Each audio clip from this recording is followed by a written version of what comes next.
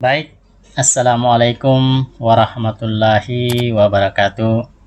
Kembali di channel Guru Matematika, channel yang siap berbagi informasi-informasi dalam dunia pendidikan maupun yang berkaitan dalam dunia pendidikan. Kali ini saya akan berbagi tentang salah satu materi di dalam matematika, yaitu bentuk aljabar. Materi ini adalah materi kelas 7 SMP ya. Baik, simak videonya sampai selesai. Nah, yang pertama, dalam bentuk aljabar itu nanti kita akan mengenal beberapa kata kunci, yaitu ada yang disebut dengan koefisien, ada yang disebut dengan variabel, konstante, suku sejenis, bentuk aljabar sederhana. Kata-kata itulah nanti yang akan kita kembangkan bagi peserta didik atau bagi siswa sekalian, supaya bisa memahami dari kata-kata kunci yang akan disajikan. Adapun KD pada materi kali ini adalah menjelaskan bentuk aljabar dan melakukan operasi pada bentuk aljabar. Nah, operasi pada bentuk aljabar itu terdiri dari operasi yang terdapat pada bilangan, yaitu penjumlahan, pengurangan, perkalian, dan pembagian. Tentu adik-adik sekalian pasti masih mengingat operasi pada bentuk aljabar. Maksud saya pada bentuk bilangan, yaitu ada 4 operasi ya, yaitu penjumlahan, pengurangan, perkalian, dan pembagian. Ini juga yang akan kita pakai untuk materi bentuk aljabar. Kemudian, nah, untuk pertemuan kali ini kita akan membahas tentang bentuk aljabar, di mana nanti diharapkan siswa dapat mengerti atau menjelaskan apa itu pengertian bentuk aljabar, kemudian apa itu variabel, apa itu konstante, suku, dan nanti dapat menjelaskan apa itu suku sejenis. Mudah-mudahan tujuan ini dapat tercapai sampai di akhir pertemuan. Nah, perhatikan untuk peta konsep. Dalam operasi aljabar itu sebenarnya ada bentuk-bentuk yang tidak nyata, itu akan kita verbalkan, kita nyatakan, jadi berbentuk nyata. Walau dalam bentuk abstrak, tapi kita akan ubah ke dalam bentuk simbolik ya. Nah, setelah nanti akan diubah ke dalam bentuk simbolik, nanti kita akan bisa operasikan dengan 4 operasi, yaitu penjumlahan, pengurangan, perkalian, dan pembagian. Nah, dari operasi itulah kita akan melakukan penyederhanaan dengan bentuk aljabar. Sekarang kita lihat tokoh yang sangat berjasa dalam khusus untuk topik bentuk aljabar ini. Itu adalah seorang tokoh yang bernama Muhammad bin Musa al-Khwarizmi. Dia hidup pada tahun 780 sampai dengan 800. Dia seorang ahli matematika ya. Muhammad bin Musa al-Khwarizmi yang lahir pada tahun 780 sampai 850 Masehi. Ini biasa disebut dengan Al-Khwarizmi. Dia adalah seorang ahli matematika ya, seorang ahli matematika. Selain itu juga dia seorang ahli astronomi, astrologi, dan geografi.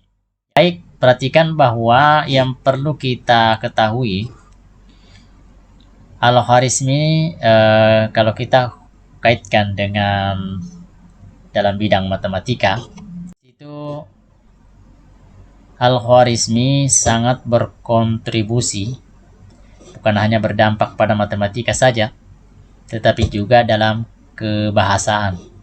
Kata algoritma diambil dari kata algorismi. Nah, sekarang kita lihat bahwa kata aljabar itu berasal dari kata aljabar. Nah, ini rupanya satu dari dua operasi dalam matematika untuk menyelesaikan notasi kuadrat yang tercantum dalam buku beliau yang berjudul Alkitab Al-Mukhtasar fi Hisab Aljabar. Rangkuman untuk kalkulasi dengan melengkapkan dan menyeimbangkan. Nah, ya buku itu ditulis pada tahun 820. Kemudian buku pertama beliau juga dikenal sebagai Liber Algebra. Nah, karena pengaruhnya yang besar di bidang aljabar, Al-Khawarizmi dijuluki sebagai Bapak Aljabar. Nah, apa yang perlu kita teladani dari tokoh ini? Yaitu memiliki rasa ingin tahu yang tinggi tentang ilmu pengetahuan, sehingga biasa menemukan karya-karya yang dikenal dan bermanfaat bagi banyak orang.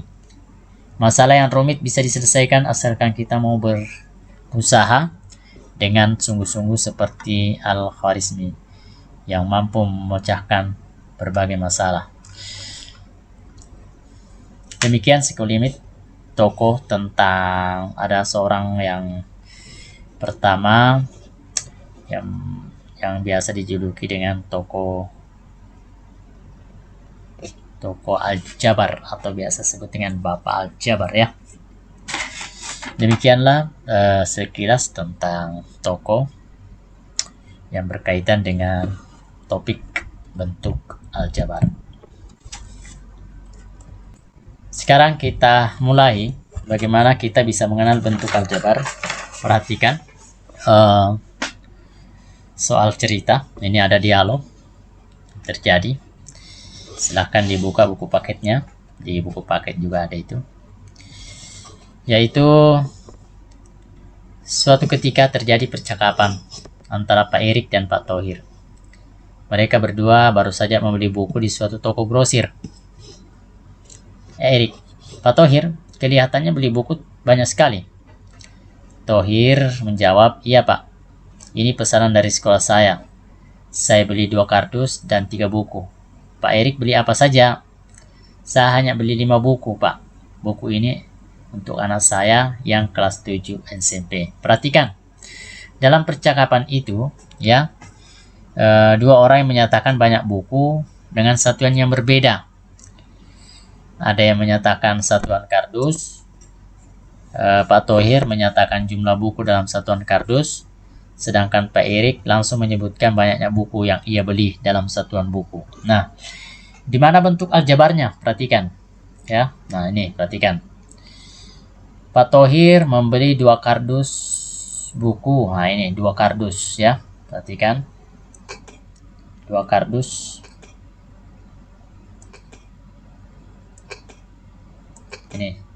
Ini kardus pertama, ini kardus kedua.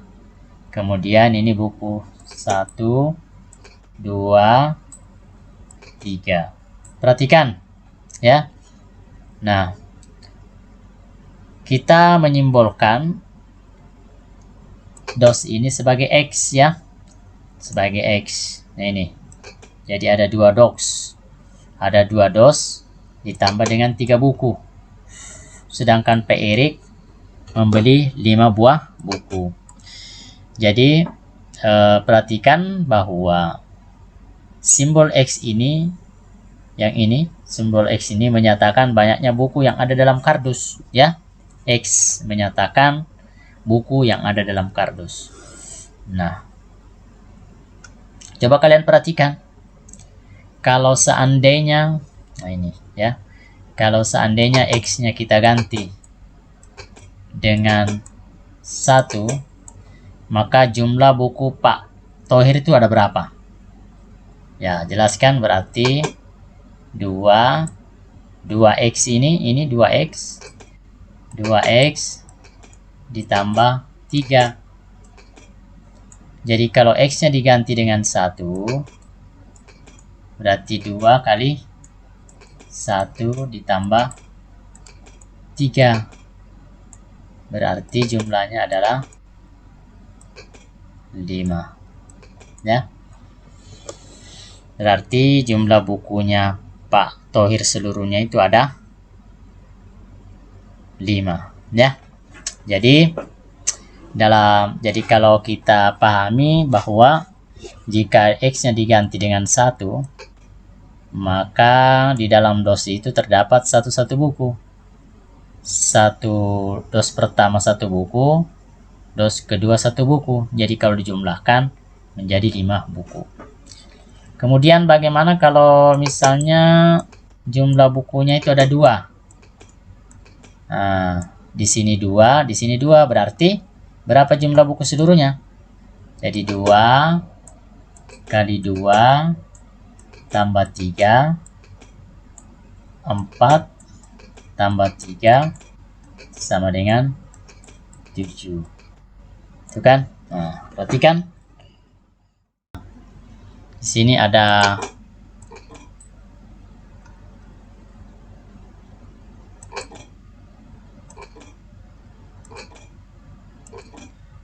di sini ada 2 bola ya. 2 bola. Kemudian ini dos yang isinya bola ya. Dos yang isinya bola. Kita misalkan X 1 kotak bola.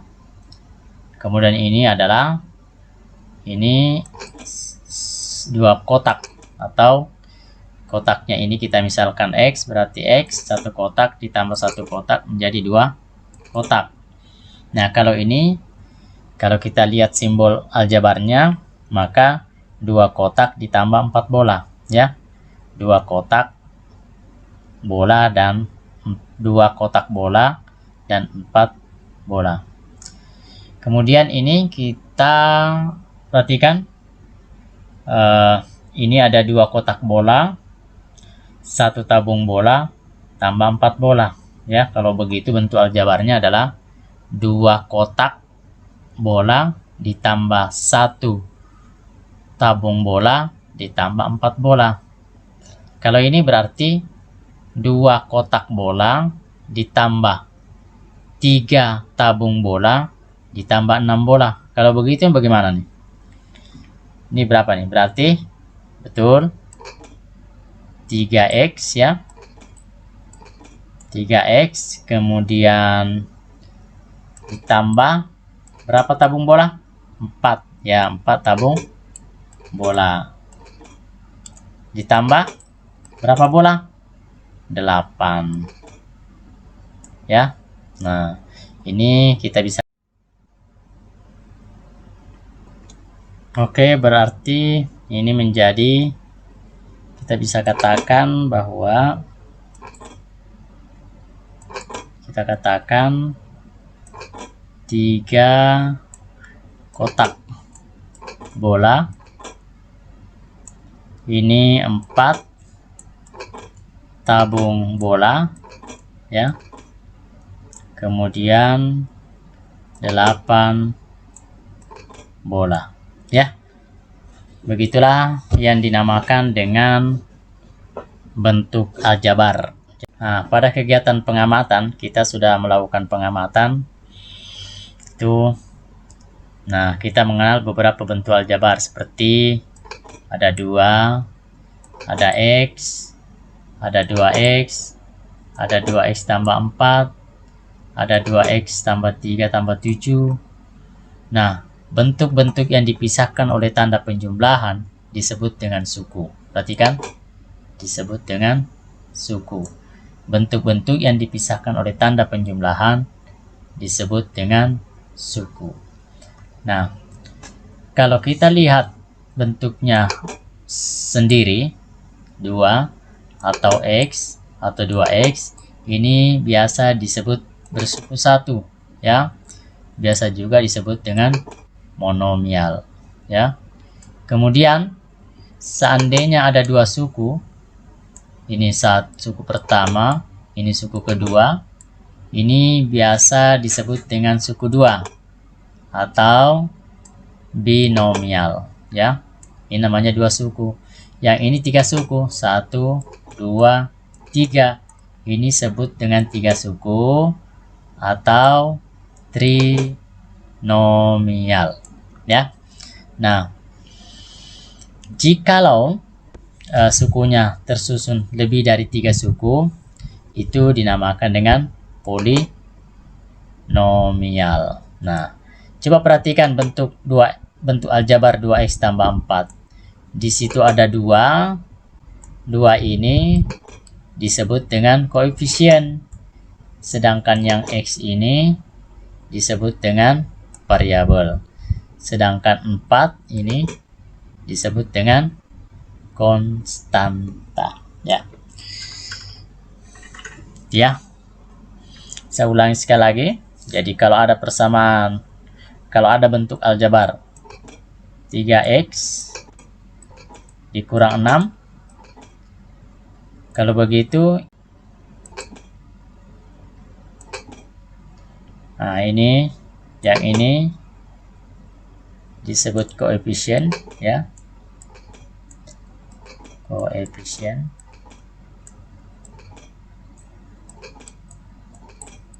Koefisien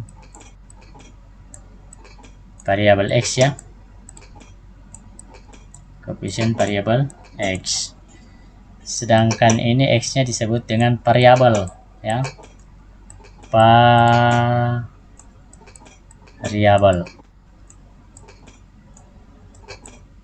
Kemudian 6 ini negatif 6, ini negatif 6 itu disebut dengan konstanta, ya. Konstanta,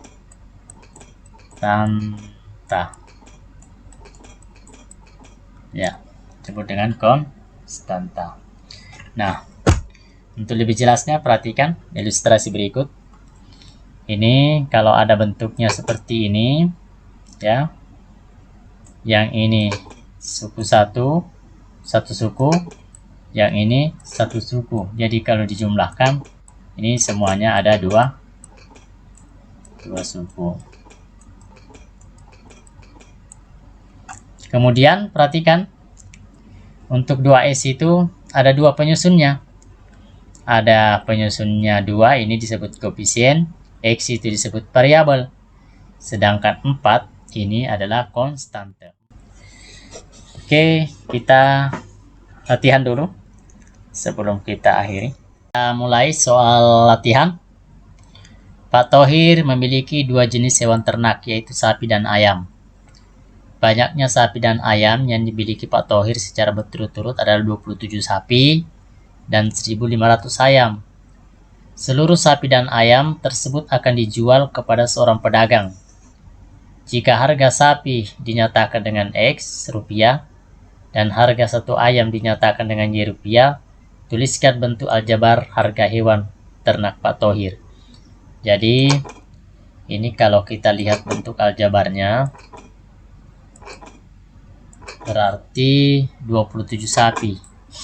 Berarti 27. Kita lihat harga sapi dimisalkan apa? Misalkan dengan X. Berarti ini kita tuliskan 27 X ditambah dengan 1.500. Kalau harga satu ayam dinyatakan dengan Y. Nah, inilah bentuk aljabarnya, ya. Itu yang pertama. Kemudian yang kedua. Nah, ini.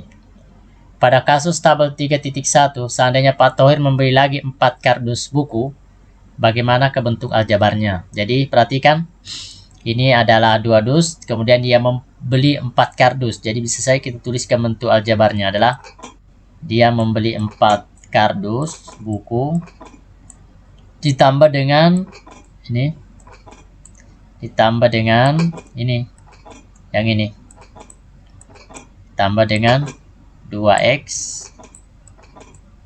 ditambah 3. Jadi Pak Thohir membeli 4 lagi dos buku, kemudian ditambahkan dengan jumlah 2 dos ditambah dengan 3 buku sebelumnya. Gitu ya caranya. Kemudian perhatikan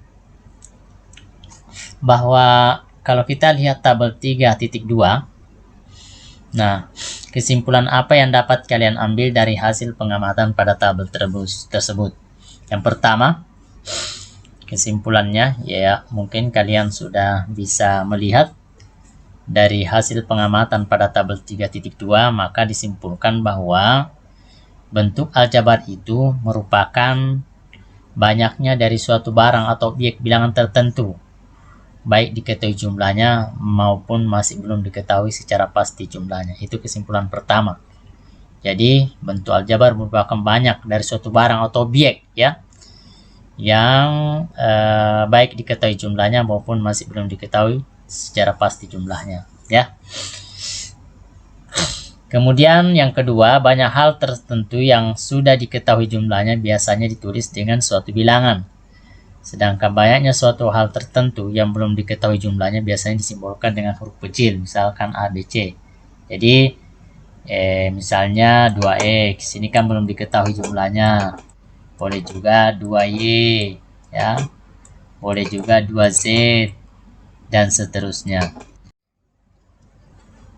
Ini jika jumlahnya sudah diketahui biasa ditulis dengan bilangan, tapi apabila belum diketahui biasa ditulis dengan huruf kecil A, B, C, dan seterusnya ya. Oke, nah sekarang perhatikan.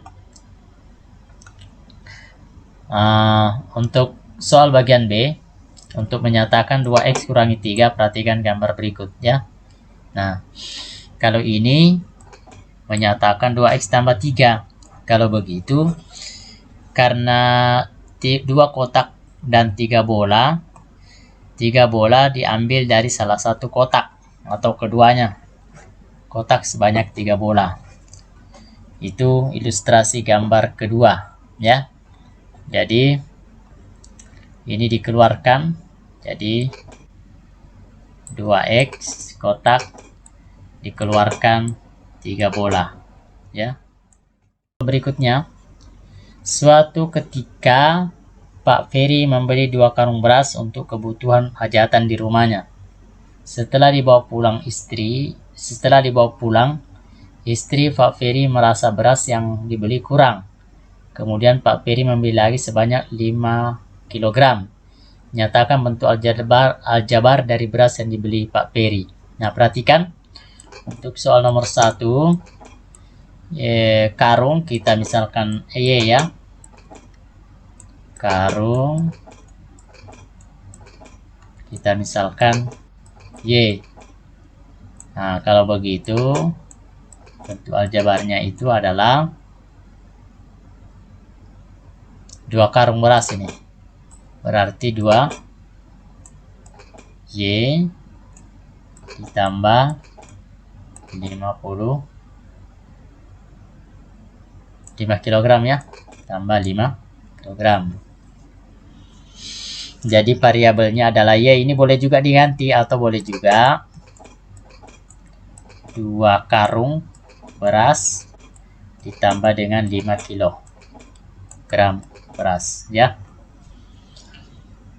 Jadi ini X ini menyatakan karung ya. Ada 2 karung, isinya itu adalah beras. Jadi X ini menyatakan jumlah beras di dalam. Yang kedua, Pak Denny membeli 3 gelondong kain untuk keperluan menjahit. Setelah semua seragam berhasil dijahit, ternyata kain masih tersisa 4 meter. Nyatakan bentuk aljabar kain yang digunakan untuk menjahit. Oke, sekarang nomor 2. Sekarang nomor 2 ya. Pak Denny membeli 3 gelondong. Nah, berarti ada 3 gelondong. Ini ada 3 gelondong.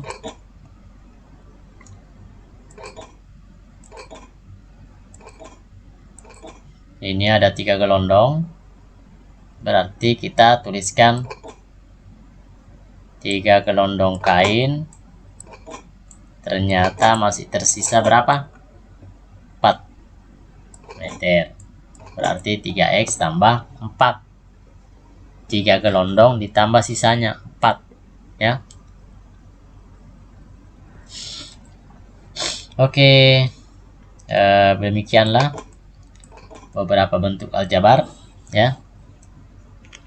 Sebelum kita akhiri, kita rangkum materi kita, bahwa rangkuman ya, kita rangkum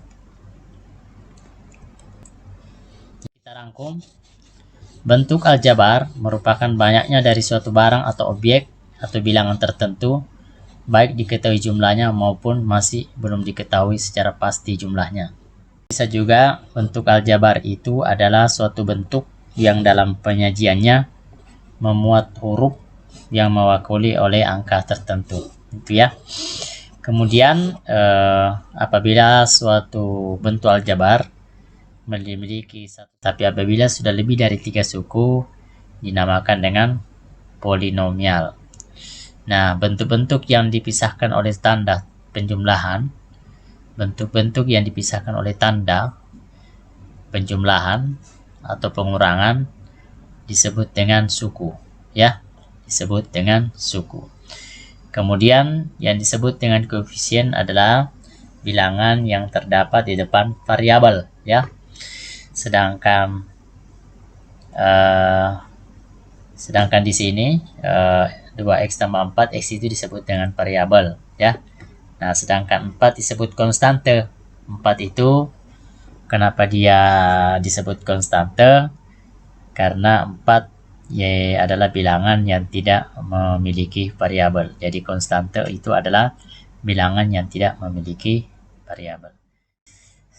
Demikian, semoga video ini bermanfaat, dapat digunakan sebagai salah satu referensi bagi peserta didik untuk mendalami lebih mendalam tentang bentuk aljabar. Demikianlah materi kita kali ini, yaitu tentang bentuk aljabar, yaitu pengenalan bentuk aljabar. Semoga bermanfaat. Lebih dan kurangnya mohon dimaafkan. Nantikan video-video berikutnya. Assalamualaikum warahmatullahi wabarakatuh.